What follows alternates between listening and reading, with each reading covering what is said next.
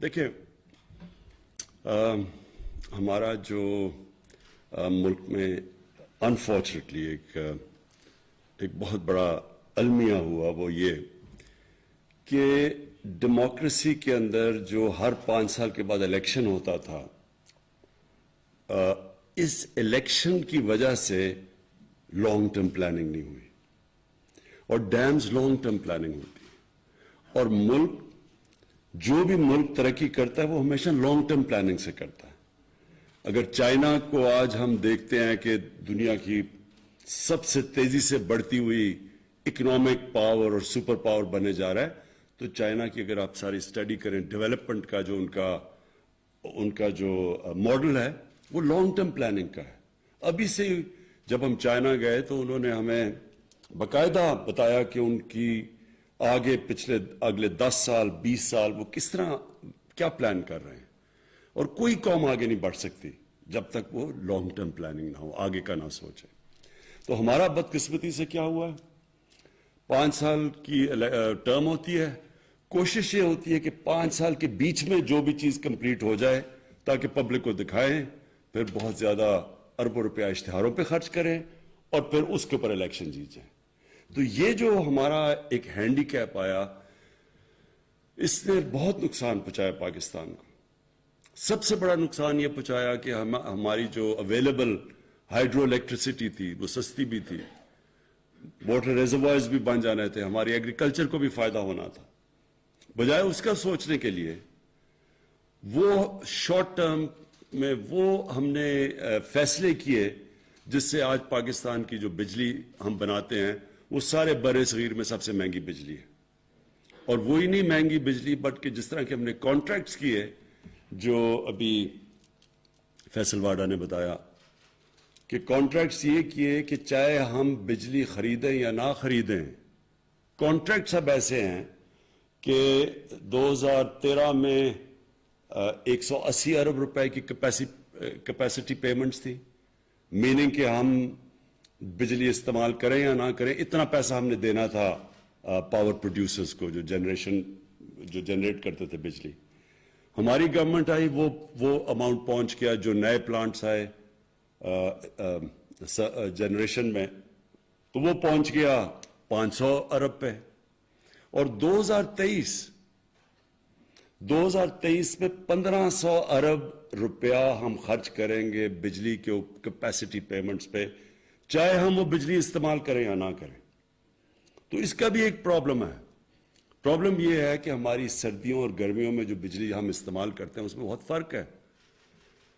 گرمیوں میں ہماری اس وقت بجلی اگر 24,000 میگا واٹ کے ارد گرد استعمال ہوتی ہے تو سردیوں میں وہ گر کے آ جاتی ہے 8 یا 9,000 پہ۔ تو اس کا مطلب یہ ہے کہ اگر سردیوں میں ہم بجلی نہیں استعمال کریں، پیسے پھر بھی ہم نے دینے ہیں، اس کی وجہ سے بجلی مہنگی ہو گئی ہے۔ اور پھر کئی کانٹریکٹس ہم نے کیے جس میں ہم نے بڑی مہنگی بجلی کانٹریکٹ کی دنیا کی مقابلے میں۔ تو یہ اس لیے ہوا کہ یہ ساری شارٹ ٹرمزم کے اوپر، اس میں کرپشن بھی تھی، شارٹ ٹرم سوچ تھی کہ ہم صرف اگلے الیکشن کا سوچیں اور پھر اس کے بیسس پہ الیکشن جیت کے تو پھر آگے چلیں۔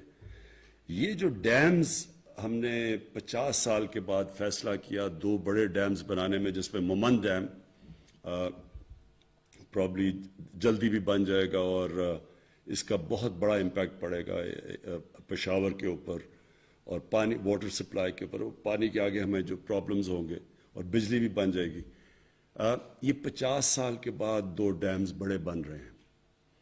اس سے پہلے ہمارے پاس تھے تربیلا اور منگلا، ہماری زندگی میں وہ بنے تھے، اور اس کے بعد کوئی ڈیمز نہیں بنے۔ حالانکہ پاکستان کا جو ہائیڈرو الیکٹریسٹی کا پوٹینشیل ہے وہ ہم سمجھتے ہیں تقریباً 50,000 میگا واٹ،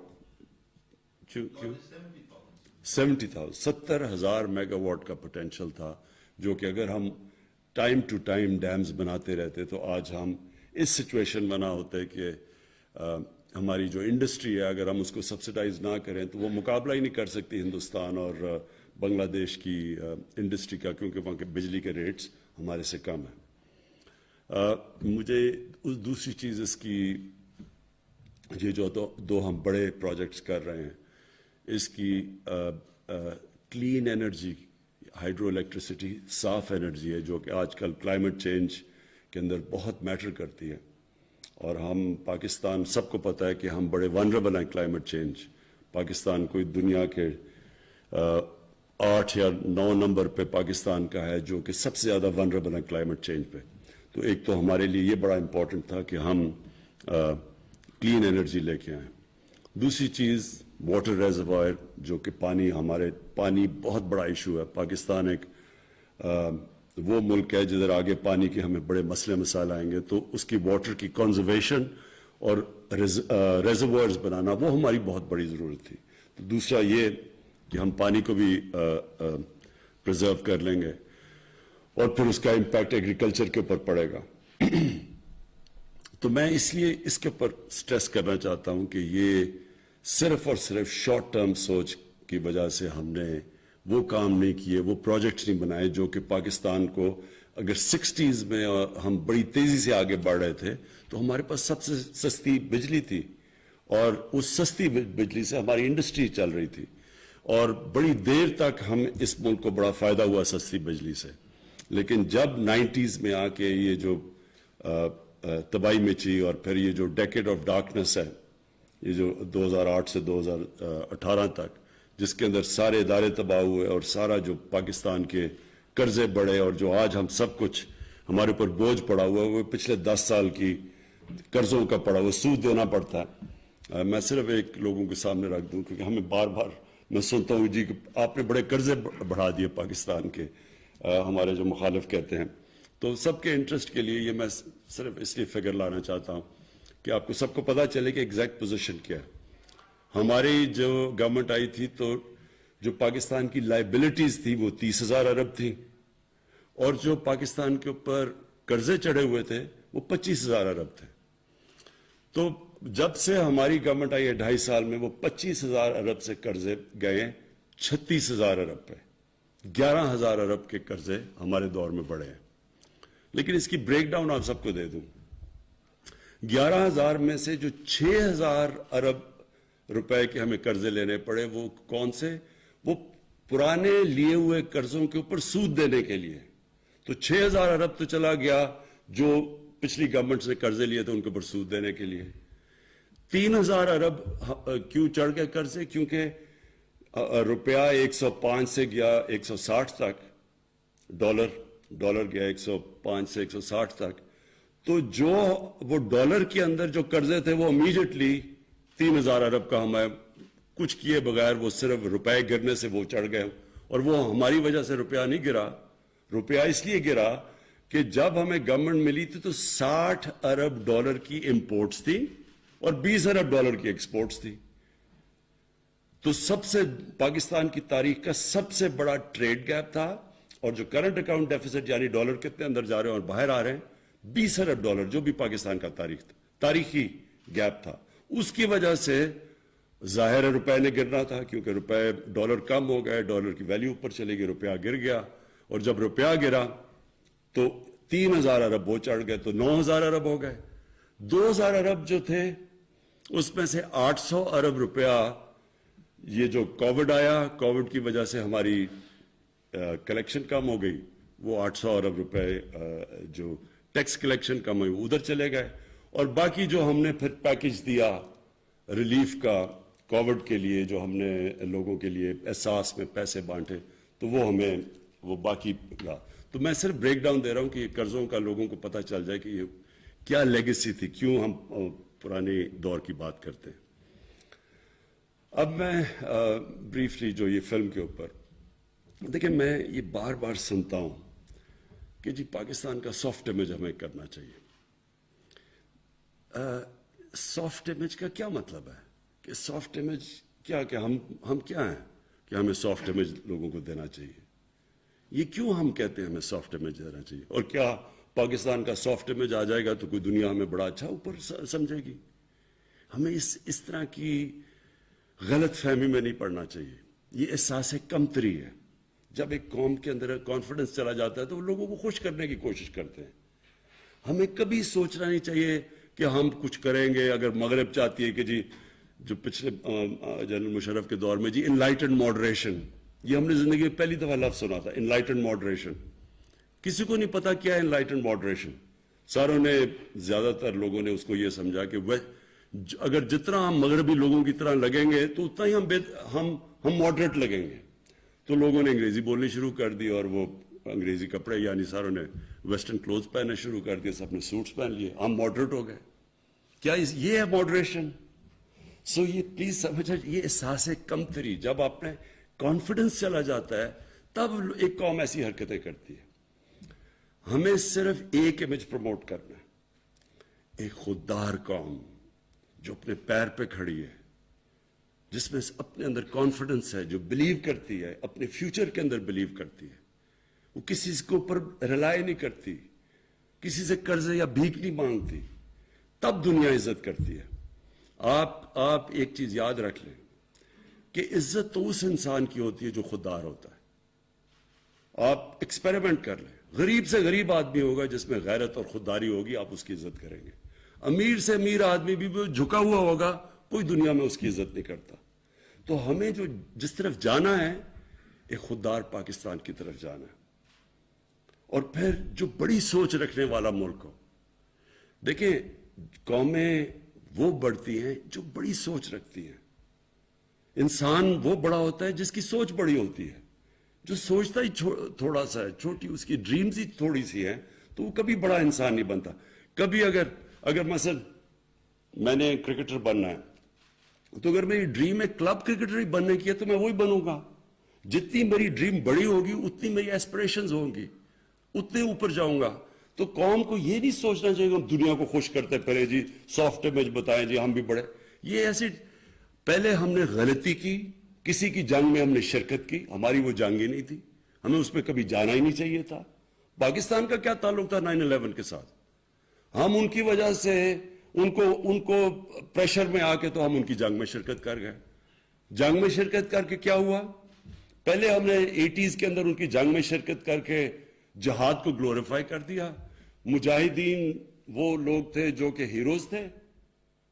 رونلڈ ریگن نے مجاہدین کو کہا کہ وہ بڑے, ان کی امریکہ میں بلا کے خراج تحسین پیش کی ان کو. پھر جب 9/11 کے بعد آئے تو انہی لوگوں کو ہم نے ٹیررسٹ کہہ کے ان کے پیچھے, ان کے کہنے پہ ان کے پیچھے چلے گئے. تو ملک کو تو بہت ایک بھاری اس کا نقصان اٹھانا پڑنا تھا.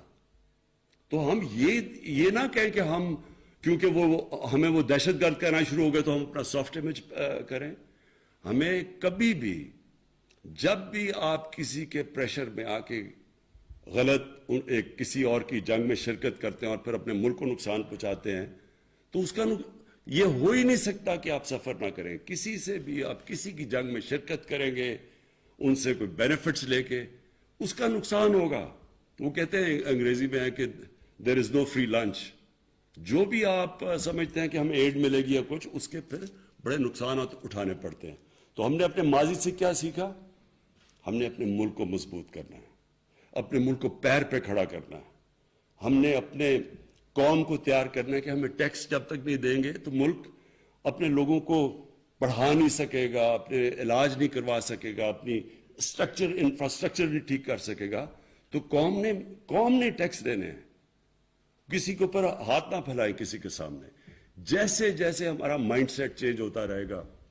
میں آج آپ کے سامنے ایک وہ آدمی جس نے ساری دنیا دیکھی ہوئی ہے, جو پوٹینشل پاکستان میں ہے, شاید ہی دنیا میں کوئی ملک ہے جس میں اتنا پوٹینشل ہے. اللہ نے سب کچھ دیا اس ملک کو. ہم انڈر سیل کرتے ہیں اپنے آپ کو. ہم اپنے اندر بلیو نہیں کرتے کہ جی کوئی اور آ کے ہمیں اوپر لے جائے گا. یہی قوم جس دن ہم آہستہ آہستہ ہمارے اندر یہ کانفیڈنس آ گیا کہ ہم دنیا کی کسی بھی قوم کا مقابلہ کر سکتے ہیں, یہ قوم اوپر اٹھ جائے گی. سب کچھ ہے یہاں, کوئی چیز, کسی چیز کی کمی اللہ نے نہیں دی. لیکن جب ہماری سوچ ہی یہ ہو کہ ہم نے, جب تک ہمیں باہر سے کوئی ہمارے سافٹ امیج کی وجہ سے کوئی لونز نہیں دے دیں گے یا کچھ نہیں کر دیں گے, ہم آگے نہیں بڑھ سکتے, تب تک قوم آگے نہیں بڑھے گی. اور یہ میں آپ کو بتاؤں کہ یہ جو ڈاکیومنٹری میں نے تھوڑی دیکھی, بالکل اس طرح کی آپ کو ڈاکیومنٹریز بنانی چاہیے. میں اپنی فلم انڈسٹری کو, ہم پوری مدد کریں گے ان کو پروموٹ کرنے کے لیے. ڈاکیومنٹریز بنائیں, فلمز بنائیں. کیونکہ اس ملک میں اللہ نے ٹیلنٹ دیا ہے. کیونکہ مجھے تو ہندوستان سے ہمارے یہاں مجھے تو تب یاد ہے جب ہمارا جو ٹی وی ہوتا تھا سارے ہندوستان میں دیکھا جاتا تھا. پی ٹی وی سارے ہندوستان میں دیکھا جاتا تھا. ہمیں تو تب بھی یاد ہے. ہماری فلم انڈسٹری اچھی بلی چل رہی تھی, پیچھے رہ گئی. پیچھے میرے خیال میں بہت بڑی وجہ یہ تھی کہ وہ کاپی کرنا شروع کر دی ہندوستان کی فلمیں. دیکھیں, ویلیو صرف اوریجنل کی ہوتی ہے, کاپی کی کوئی ویلیو نہیں ہوتی. لوگ تو وہ آگے بڑھتے ہیں جو اپنا راستہ نکالتے ہیں. آپ کاپی تو اچھی کاپی بن جائیں گے, اچھے سے اچھی آپ پکاسو کی کاپی کر لیں, اس کی کوئی ویلیو نہیں ہے. ویلیو صرف اوریجنل کی ہے. تو ہم نے اپنے بجائے اپنی اوریجنل تھنکنگ کرنے کے چیپ ہندوستان کی کاپیز شروع ہوگی, خود ہی اپنی فلم کو نیچے لے آئے. لیکن جو ہمارا پی ٹی وی تھا بڑے ہائی سٹینڈرڈ کا تھا. پھر جو ہمارے یہاں پرفارمنس میں نے دیکھے زبردست, کوئی مقابلہ نہیں کرتا تھا نصرت فتح علی خان کا. اور ہمارے جو یہاں کے یوتھ, بہت ٹیلنٹ ہے یہاں. عاطف ہمارا بیٹھا ہوا ہے, اس کا کوئی وہاں مقابلہ نہیں کرتے. ٹیلنٹ ہے ہمارے لوگوں میں. ہم کرکٹ میں ہم ہندوستان 7 گنا بڑا ملک تھا. میں نے ہندوستان کے خلاف 24 ون ڈے میچ کیپٹن کیے ہوں گے, 19 جیتے ہم, 1 وٹ آیا تھا. تو یعنی ہم ان سے ہمیشہ بہتر تھے. چھوٹا ملک تھا لیکن جب تک ملک کے اندر کانفیڈنس تھا ہر فیلڈ میں ہم ایکسل کرتے تھے. تو یہ یاد رکھیں کہ اس ملک میں اللہ نے سب کچھ دیا ہے. لیکن بدقسمتی یہ ہے کہ جب کرمنلز آ کے ملک کے اوپر سربراہ بن جائیں تو وہ کوئی ملک نہیں ترقی کر سکتا. ایک فیکٹری کے اوپر آپ چور کو بٹھا دیں, فیکٹری بیٹھ جائے گی آپ کی, ملک کیسے نہیں بیٹھے گا. سو اس لیے کانفیڈنس رکھیں اپنے آپ میں. ہمارے میں سب کچھ ہے, ہمارے میں ٹیلنٹ ہے. اور اگر آپ نے صحیح ٹیلنٹ دیکھنا ہے پاکستانیوں کا تو باہر جا کے دیکھیں. پاکستان سے باہر ایسا ٹیلنٹڈ پاکستانی بیٹھا ہے. ہر فیلڈ کے اندر لوگ ایکسل کرتے ہیں. صرف ہم نے اپنے ملک کا سسٹم ٹھیک کرنا ہے جو الاؤ کرے میرٹ کو اوپر آنے کے لیے. تو وہ سسٹم تھوڑا ٹائم لگتا ہے. لوگ کوئی فکر نہیں کرنی چاہیے کہ جی ابھی چینج نہیں آیا, یہ برا ہے. ایک سسٹم جب ایک پرانی عادتیں پڑ جائیں تھوڑا ٹائم لگتا ہے وہ مائنڈ سیٹ چینج ہونے میں. لیکن یہ مطمئن ہو جائیں سب کہ یہ ملک کے اندر جو اللہ نے دیا ہے یہ خاص اللہ کا ملک ہے. اس پہ جو ٹورزم میں پوٹینشل ہے, جو اس کی زمین اللہ نے زرخیز دی ہے, جو اس میں ورائٹی دی ہے, جو ڈائیورسٹی دی ہے, یہ شاید ہی کسی آپ کو دنیا میں ملک میں بنے. جو کانڈے ناسٹ نے جو لیڈنگ میگزین ہے انہوں نے کہا جو لیڈنگ دنیا کا جو آگے جا کے جو ٹورسٹ ڈیسٹینیشن ہے وہ پاکستان کی انہوں نے بات کی ہے. تو وہ ایسے نہیں لکھتے. پھر میں واپس جنرل مزمل آپ کو آخر میں خراج تحسین پیش کرنا چاہتا ہوں کیونکہ یہ صرف یہی نہیں کہ آپ نے یہ بہت بڑے چیلنج ٹیک آن کیے ہیں. یہ 2 بڑی ڈیمز بڑے چیلنجز ہیں. لیکن میں آپ کو خراج تحسین اس لیے پیش کرنا چاہتا ہوں کہ جس پیشن اور جس جنون سے آپ نے یہ ٹیک آن کیا چیلنجز, یہ میں آپ کو کیا خراج تحسین پیش کروں گا. انشاءاللہ جب یہ ڈیمز بنیں گی تو آپ کا نام سارے اس ملک ہمیشہ یاد رکھے گا. Thank you.